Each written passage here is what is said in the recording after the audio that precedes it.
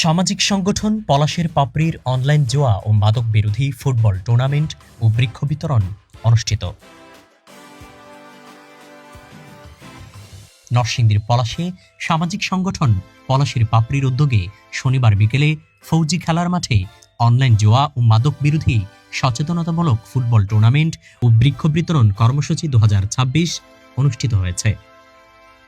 অনুষ্ঠানে সভাপতিত্ব করেন পলাশের পাপড়ির সভাপতি শেখ রাসেল মাহমুদ। প্রধান অতিথি হিসেবে উপস্থিত ছিলেন নরসিংদী জেলা স্বেচ্ছাসেবী ফোরামের সভাপতি আবু বকর তামিম। উদ্বোধক হিসেবে উপস্থিত ছিলেন পলাশের পাপড়ির উপদেষ্টা কামরুল ইসলাম ভুইয়া। বিশেষ অতিথি হিসেবে উপস্থিত ছিলেন জনাব শাহাদাত হোসেন, HR অ্যাডমিন হামিম গ্রুপ, জনাব শরীফুল ইসলাম রাজন, উপদেষ্টা পলাশের পাপড়ি, জনাব শাহিদ সরকার, সভাপতি নরসিংদী জেলা ব্লাড ডোনার ক্লাব, জনাব মনিরুজ্জামান জাভেদ, সদস্য সচিব মেহমান খানা।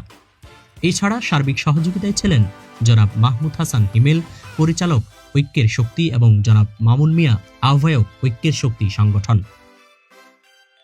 অনুষ্ঠানে স্থানীয় বিভিন্ন শ্রেণী পেশার মানুষ, ক্রীড়াপ্রেমী তরুণ ও সমাজসেবীরা অংশ নেন। খেলা শেষে পরিবেশ সংরক্ষণের বার্তা ছড়িয়ে দিতে বৃক্ষের চারা বিতরণ করা হয়।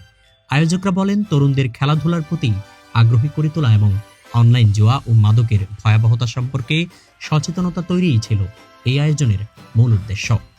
বক্তারা বলেন, তরুণ সমাজকে মাদক ও অনলাইন জুয়ার মতো সামাজিক ব্যাধি থেকে দূরে রাখতে খেলাধুলা, সামাজিক সচেতনতা এবং ইতিবাচক কার্যক্রমের কোনো বিকল্প নেই।